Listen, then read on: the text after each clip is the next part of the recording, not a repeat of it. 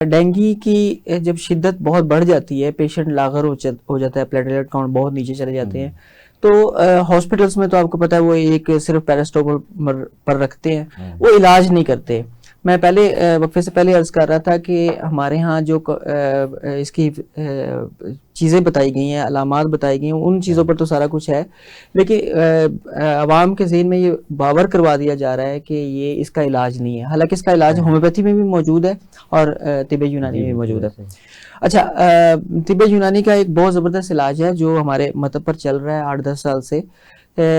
दूध घर में जो, अच्छा दूध भी दूध होना चाहिए, मतलब वो पाउडर या केमिकल नहीं।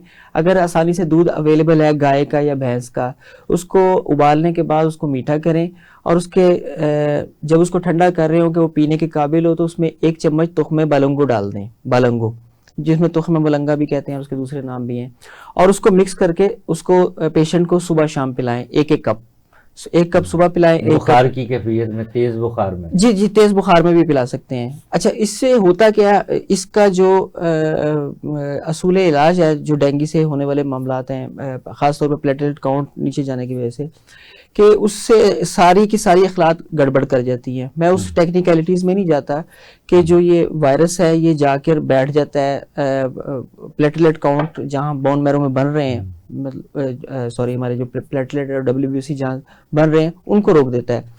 दूध और ये बलंगू इतना ज़बरदस्त काम करता है, इसके अंदर अगर आप सुन्नत रसूल समझते हुए शहद शामिल कर दें, और अगर डायबिटिक पेशेंट है तो मैं तो हमेशा से कहता हूँ कि अगर आप डायबिटिक भी हैं तब भी 1 कतरा डाल दें, पूरा गिलास पानी का सादा पीने की बजाय सुन्नत समझ के 1 कतरा आप शहद का शामिल करें, तो देखिए फिर उसके करामात ज़बरदस्त आ जाती हैं।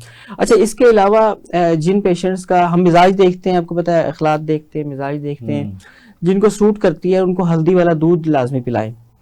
डेंगू वाले पेशेंट को हल्दी वाला दूध लाजमी पिलाएं। इस वक्त पपीता आया हुआ इस मौसम में वाफर मिकदार में मौजूद है, पपीता मौजूद है, अमरूद मौजूद है और अनार मौजूद है। ये थोड़े थोड़े मिकदार में पेशेंट को लाजमी खिलाना चाहिए। अच्छा, अनार अगर वो पेशेंट खा सकता है, ज़्यादा ज़ईफ नहीं है, नहीफ नहीं है, तो उसको फिर जूस की बजाय उसको खिलाना चाहिए। जूसेस की निस्बत फल जो है, क्रूड जो है वो खिलाना चाहिए। उसके अलावा अनार के जूस के अंदर हल्के से 1-2 कतरे लीमू के डाल के, वो भी बड़ा ज़बरदस्त काम करते हैं। अच्छा, इसके अलावा आज तक आपने मीडिया पर भी नहीं सुना होगा, बहुत सारे लोग, ये मेरी ज़ाती प्रैक्टिस में है कि मिठा जो एक जो है, ये इस पेशेंट को तो कड़वा है ना, मीठा है, ये नहीं। अच्छा हाँ, वो अच्छा उसका नाम इंग्लिश में भी स्वीट लाइम है, मतलब लाइम की वो फैमिली है, तो वो उसको स्वीट लाइम, हम लोग उसको मीठा बोलते हैं। तो वो पेशेंट को पेट भर के जब उसको मज़ा आना शुरू हो जाए और उसका मुंह भी सारा हो जाए, उसको ज़्यादा सारे इसको पिलाएं, उससे तकवीत भी मिलेगी। अच्छा, ये बहुत ज़बरदस्त चीज़ है। उसके अलावा चंद मीठा, अमरूद और तीसरा बताया फल आपने, पपीता लाजमी है।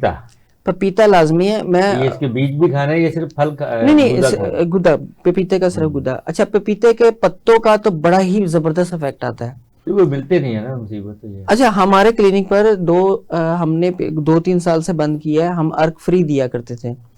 अच्छा, पपीते का अर्क हम निकाल लिया करते थे, बड़ा, हम 1200 लीटर का बैच निकाला था हमने, और उसके बाद जब वबा बहुत ज़्यादा आउट ऑफ कंट्रोल हो गई थी तो हम फीस बिलिल्लाह सबको दिया करते थे। और वो आपके वाली बात, आप पपीते के पत्ते मिलते नहीं है, तो अवेयरनेस हो गई, ठीक है, अच्छी बात है। तो हम अभी मंगवाए हुए हमने, अगर इतने हो गए कि वो हम दे सके फीस बिलिल्लाह, तो इंशाल्लाह वो आप ही के प्रोग्राम में मैं नेक्स्ट बता के जाऊँगा। तो पपीते के पत्ते का सबको पता है, एक तो ज़्यादातर लोग उसका अर्क या जुशादा इस्तेमाल करते हैं। मैं अपने मरीजों को उसका उस 3 पत्ते लेकर उसको कहता हूँ कि इसमें थोड़ा सा 1 कप पानी डाल के उसको ग्राइंड कर लें मिक्सर उसको, और वो पत्तों समेत वो पानी पिलाएं, वो बड़ा बेहतरीन है। अच्छा, एक कावा बहुत ज़बरदस्त है डेंगू के लिए, वो पेशेंट को अगर दिया जाए ना तो वो बहुत ही काम करता है।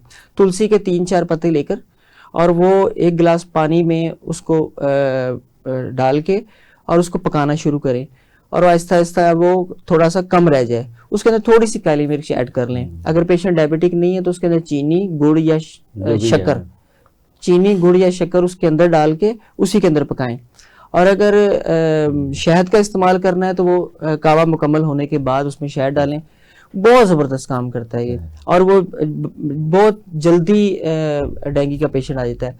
अच्छा, उसके अलावा मेथी बहुत ज़बरदस्त काम करती है इसके अंदर। मेथी के पत्ते यानी कि जो है, अच्छा जो ये आलू मेथी है ना, वो तो उसका बेड़ा गर्क कर देती है, मेथी के फवायद ख़त्म कर देती है। मैं उस सालन के हक में नहीं हूँ जो आलू मेथी, पता नहीं हमारे बड़ों ने कैसे। एक मैं सुर्ख मिर्च से बड़ा परेशान हूँ। आप देख लें कि हमारे 80% जो पेशेंट्स हैं ना, आप भी कई सालों से प्रैक्टिस कर रहे हैं, आपने देखा होगा सबसे ज़्यादा पेशेंट गट हेल्थ का आता है। तो डेंगू के पेशेंट को भी गट हेल्थ फ़ौरन मुतासर हो चुकी होती है। अच्छा, उसमें सुर्ख मिर्च फ़ौरन बंद करनी है, चिकनाई तो वाकई पहले ही बंद करनी है। तो जो मेथी है वो अगर इस्तेमाल करवानी है तो उसका सालन बिल्कुल सादा, बगैर कम नमक मिर्च के साथ और कम उसके, वो बहुत जबरदस्त। बगैर आलू के आलू मेथी तो है, बहुत ही गलत चीज है। नहीं सर, उसमें चिकन डाल खाली मेथी खाई नहीं जाती, अगर ना खाए तो वो मुश्किल है। तो उसको दवा समझ के थोड़ा सा ले लें। और उसके जो मेथी दाना जो होता है, मेथी के पत्ते भी बहुत जबरदस्त फायदेमंद है डेंगू में, और मेथी का दाना भी बहुत ज़बरदस्त है। मेथी के दाने को रात को एक छोटी चम्मच जो है वो अगर रात को भिगो दी जाए और सुबह वो डेंगू के पेशेंट को पिला दी जाए तो वो उसकी इम्यूनिटी बेहतरीन हो जाती है।